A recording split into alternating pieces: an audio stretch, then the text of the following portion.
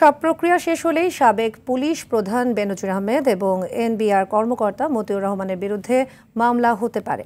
সকালে হাইকোর্টে কথা জানান দুর্নীতি দমন কমিশন দুদক আইনজীবী খুরশিদ আলম খান। বলেন, মতিউর রহমান এবং তার 2 স্ত্রী ও 3 সন্তানের সম্পদ বিবরণী দাখিলের নোটিশ জারি করা হয়েছে। সাবেক আইজিপি বেনজির আহমেদকে দেশে ফেরাতে এবং মতিউর রহমানকে গ্রেফতারে উদ্যোগ নেবে দুর্নীতি দমন কমিশন। কাজেই গ্রেফতারের প্রশ্নটা আসে যখন মামলা হয়।